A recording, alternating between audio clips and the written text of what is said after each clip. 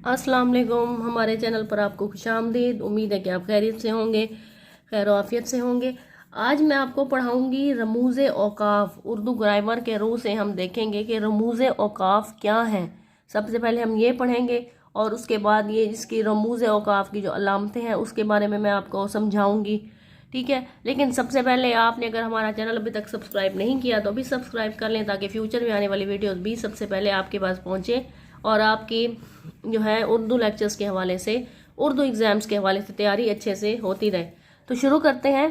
पहले हम देख लेते हैं कि रमूज़ औकाफ आया है क्या, ठीक है। रमूज़ रम्स की जमा है, ठीक है। रमूज़ रम्स की जमा है।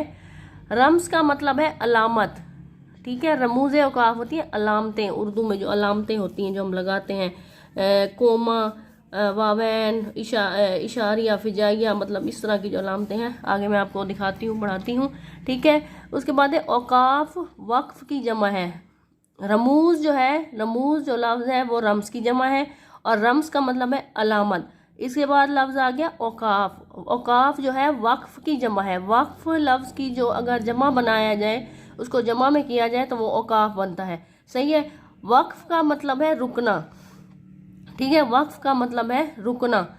गोया रमूज़ औकाफ का मतलब है औकाफ के रमूज़ यानी रुकने की अलामतें या निशानियाँ, सही है।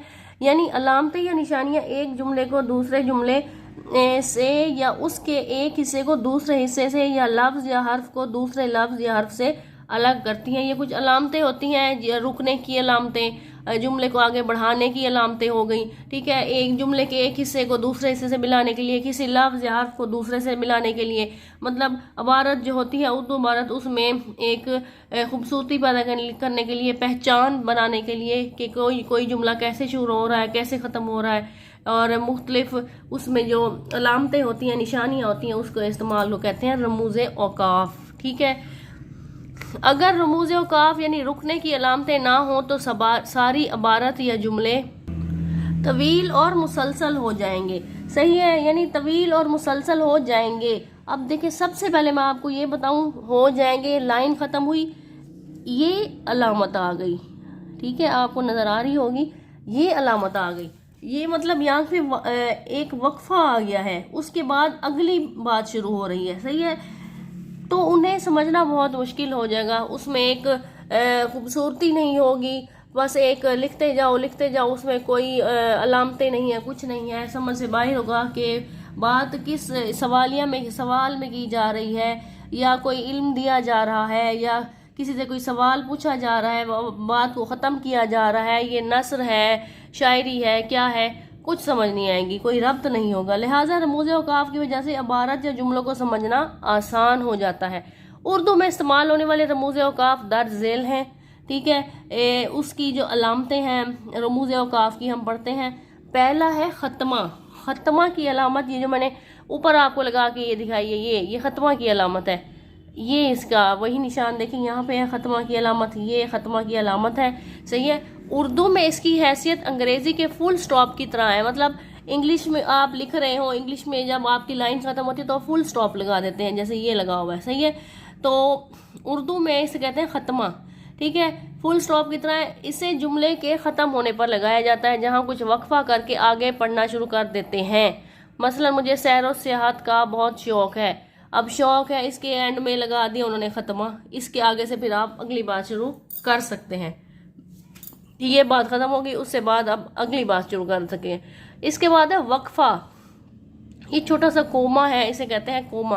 अंग्रेज़ी में इसे कोमा कहते हैं। अब देखिए, हमें ये पता नहीं है, हमें अंग्रेज़ी में पता है कि इसे कोमा कहते हैं, हमें उर्दू में शायद कम ही बच्चों को पता हो कि इसे वक्फा कहते हैं। इसे कहते हैं वक्फा। इस पर ख़त्मा से कुछ कम रुकना होता है।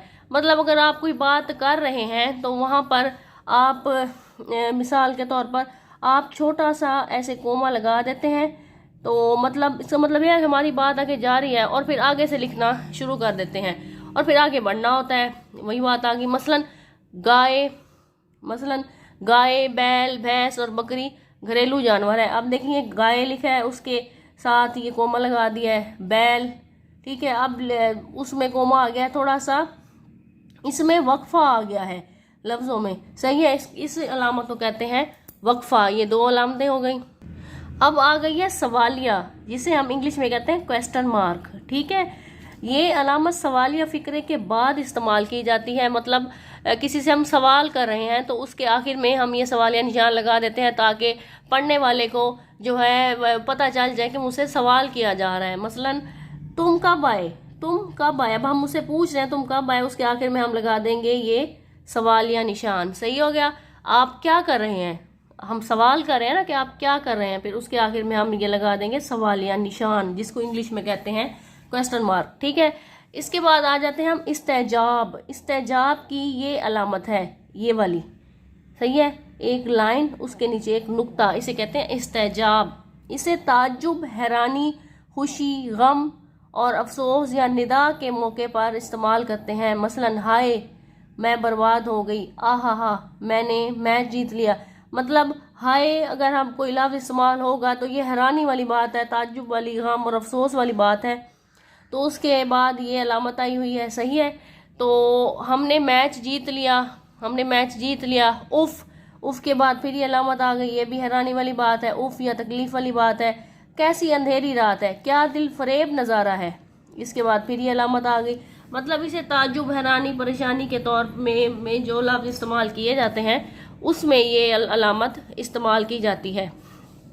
आगे है वावैन, पांचवी अलामत है वावैन। वावैन कहते हैं ये उल्टे कोमे उस वक्त लगाए जाते हैं जब किसी बातचीत, राय, कॉल और कहावत वगैरह लिखते हों, जिसे हम कहते हैं कोटेशंस। कोटेशंस हम लिखते हैं तो कोटेशन जब स्टार्ट करने लगते हैं तो कोटेशन के स्टार्ट में हम ये अलामत लगाते हैं, नज़र आ रहा होगा आपको, और जब वो ख़त्म होती है तो हम उसके एंड में ये अलामत लगा देते हैं, उसके आखिर में। ठीक है, ये उल्टे कोमे उस वक्त लगाए जाते हैं जब किसी की बातचीत, राय, कॉल और कहावत वगैरह लिखने हों। वावैन इबारत के शुरू और आखिर में लगाते हैं। वही बात जो मैंने अभी आपको बताई। मसलन उन्होंने लिखा है कि तंदुरुस्ती हज़ार नेमत है। देखिए शुरू में वही कोमे आए हुए हैं और बात ख़त्म हो गई तो एंड में उनको हमने ख़त्म कर दिया इस तरह लगा के। ठीक है, यहाँ पे सीधे कोमे, यहाँ पे उल्टे कोमे लगा दिए गए हैं उसको दूसरी शक्ल में कि हमारी बात जो है ख़त्म हो गई। या कोई स्पेशल बात करनी होती है, किसी का कॉल लिखना होता है, कहावत लिखनी होती है, कोई राय लिखनी होती है, तो इसको दरमियान में लिख देते हैं। ठीक है, या हजूर सल्लल्लाहु अलैहि वसल्लम ने फरमाया इल्म हासिल करना हर मुसलमान पर फ़र्ज़ है। अब देखें ये लिखा गया है, ये हदीस लिखी गई है, तो उसके शुरू में जो है कोमा लगा दिया गया है और आखिर में कोमा लगा कर उसको ख़त्म कर दिया गया है बात को। अब आगे आ गई अलामत, छठी अलामत, ये कोसैन की, जिसे हम इंग्लिश में कहते हैं ब्रैकेट्स। ब्रैकेट्स कहते हैं ना, तो कोसैन में इबारत के ऐसे हिस्से लिखे जाते हैं जिनका मौजू से बराह रास्त ताल्लुक़ ना हो, मसलन लेकिन उनका बयान करना भी ज़रूरी हो। मसलन वो लड़का जिसको आपने मारा मेरा भाई है। अब देखें यहाँ पे बात ऐसे की जा रही है कि वो लड़का मेरा भाई है। अब उसके दरमियान में जो बात है जो की गई है, जो इजाफी बात है, उसका ज़्यादा ताल्लुक़ नहीं है। वो लड़का जिसको आपने मारा, ये ब्रैकेट में आ गया, जिसको आपने मारा वो मेरा भाई है। सही है, ये ब्रैकेट्स में ये बात आ गई, इसको उर्दू में कहते हैं कोसैन। ठीक है, आगे है हज़्फ़।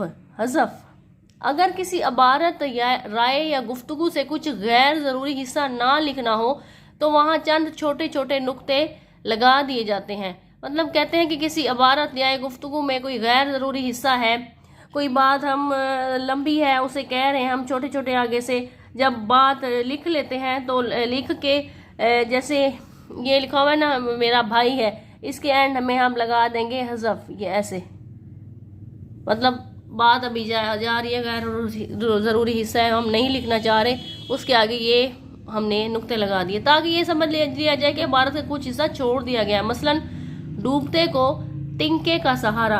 अब ये नुक्ते इसलिए भी लगाए जाते हैं कि कुछ बात है जो हम कहना नहीं चाह रहे या उसकी हमने इबारत का हिस्सा है वो हमने छोड़ दिया है लेकिन वो इसमें शामिल है, तो उसके आगे ये नुक्ते लगा दिए जाते हैं कि अभी बात जो है जारी है। अब आगे आ जाते हैं हम 8वें उस पे रमूज़े औकाफ पे, वो है तफसीलिया। तफसीलिया में ये अलामत इस्तेमाल करते हैं 2 नुक्ते और साथ ये एक डैश वाली अलामत, ख़त्मा वाली अलामत। ठीक है, अगर अब इसको किस चीज़ में इस्तेमाल करते हैं, अगर किसी बात की तफसील बयान करनी हो तो कोई कॉल या हवाला दिया जा रहा हो तो तफसीलिया की ये अलामत जो है आएगी। यानी तफसीलिया दर्ज जिल हस्बे जिल की अलामत है या किसी कॉल या इक़्तिबास से पहले आती है। मसलन पाकिस्तान के अहम तरीन शहर ये हैं, ठीक है। अब यहाँ पे हमने लिखा है पाकिस्तान के अहम तरीन शहर ये हैं। अब उसके आगे हम बताना चाह रहे हैं कि हमारी आगे लंबी सारी बात है कि पाकिस्तान के अहम तरीन शहर ये हैं।